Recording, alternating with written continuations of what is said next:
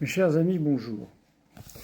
Une dame, certainement une cacique de Jacques le Fou, voilà, me fait une remarque en me disant « Vous n'avez rien compris au rasoir de Cam ». Alors, il va nous falloir évidemment préciser ce qu'est le rasoir de Cam. Cette dame, à mon avis, voilà, pense que je n'ai pas compris, donc je vais être obligé de reclarifier les choses. Je n'ai pas dû être suffisamment clair, ou peut-être trop clair, car parfois, à trop vulgariser, bien évidemment, on finit par tomber dans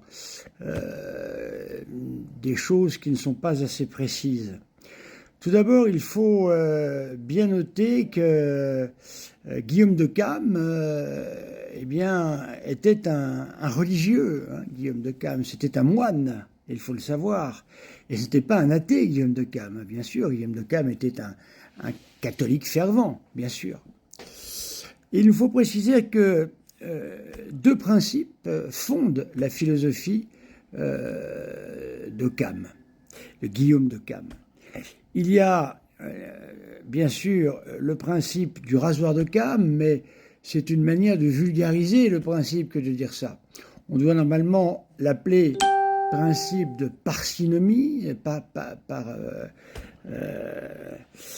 principe d'économie ou de parcimonie, voilà, ou l'un ou l'autre. Mais il y a également un deuxième pilier dans cette philosophie, mais ça, M. Jacques n'en parle pas souvent, hélas.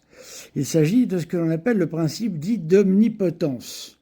Alors, je vais d'abord expliquer le principe d'omnipotence, car je n'ai pas entendu, c'est vrai que je ne suis pas tout, hein, mais M. Jacques, je n'ai jamais entendu parler du principe d'omnipotence, qui pourtant va avec le principe dit de parcimonie ou d'économie, ou le rasoir de Cam plus simplement.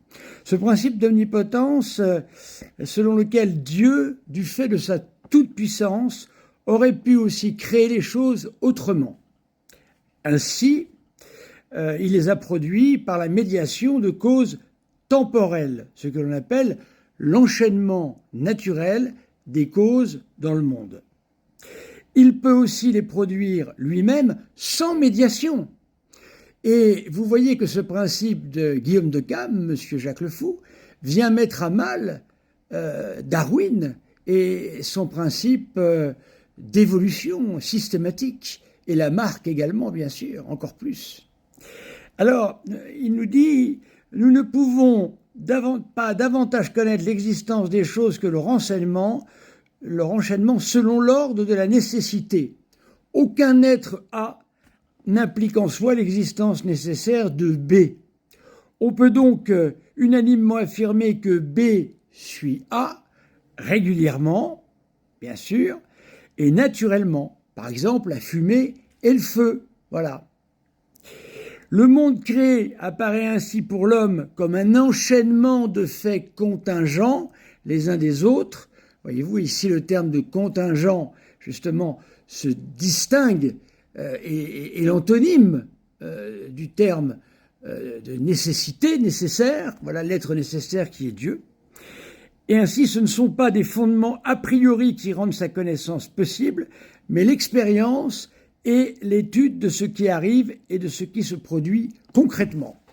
Cela veut dire donc que Guillaume de Cam nous explique ici que Dieu n'est pas prisonnier, comme semble l'indiquer Darwin et Lamarck, eh bien, d'un système d'évolution systématique. Ce n'est pas comme ça qu'il faut voir les choses. Ça veut dire qu'en fait, pour comprendre véritablement, eh bien, si une chose est réelle, on ne doit pas nécessairement faire appel à un principe qui émanerait d'elle ou dont elle émanerait. Voilà ce que cela veut dire.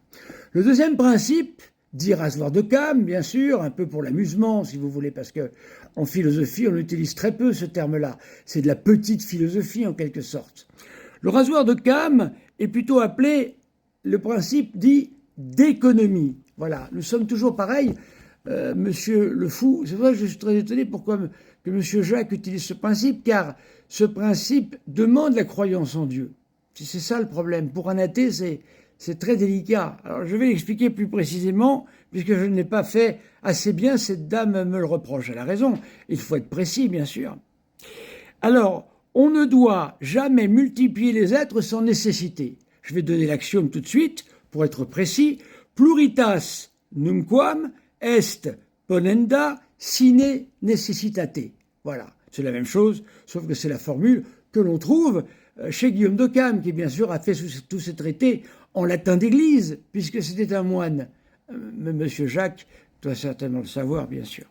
Recourir à l'universel pour expliquer l'individuel a pour seul effet de dédoubler artificiellement les êtres, sans expliquer quoi que ce soit, voyez-vous, parce que n'oublions pas que tout ça était pris dans ce que l'on a appelé la querelle des universaux. Et oui, bien sûr, où Occam, justement, Guillaume d'Occam, tient un point nominaliste. Voilà, un nominaliste est totalement idéaliste, justement.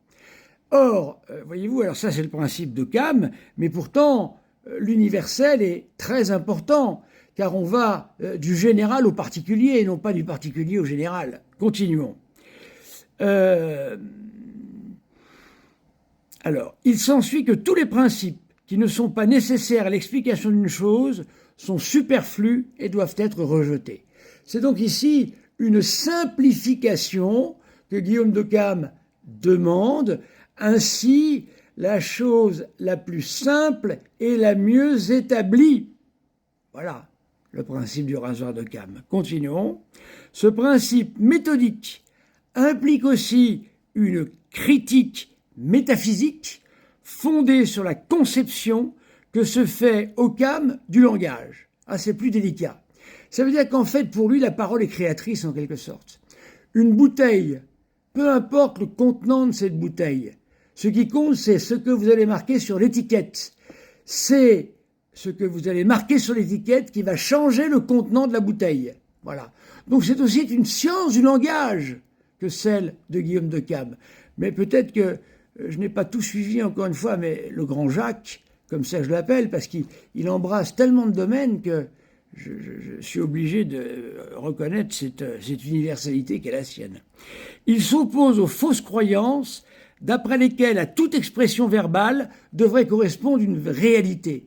C'est-à-dire pour moi, je prends une bouteille de vin, il y a marqué dessus, par exemple, je ne sais pas moi, un Château Margaux, je sais que je vais boire un bon vin. Mais pour M. Guillaume d'Occam, ça ne veut rien dire du tout. Le langage n'entraîne pas la réalité. C'est ça le problème.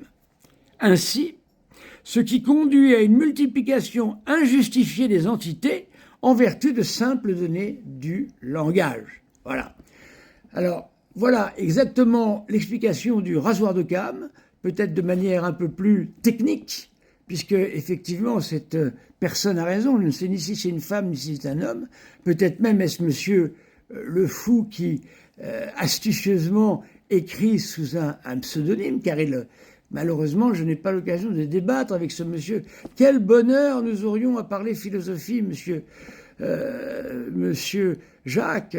Tellement de personnes, tellement peu de personnes s'intéressent à la chose philosophique. Quel bonheur. Moi, j'aime toujours parler philosophie. Vous savez, j'en ai tellement fait, le philo. J'en ai fait. Vous aussi, certainement, vu votre, vos dispositions. Voilà, mes amis. Bien, écoutez, j'espère vous avoir bien répondu à la question. Voilà. Et j'attends donc monsieur le fou en débat. Ou vous, peut-être. Qui sait? Mais peut-être faudrait-il que je sache qui vous êtes. Peut-être en bonne nominaliste, ne mettez-vous pas votre nom, comme sur la bouteille, peut-être. Merci.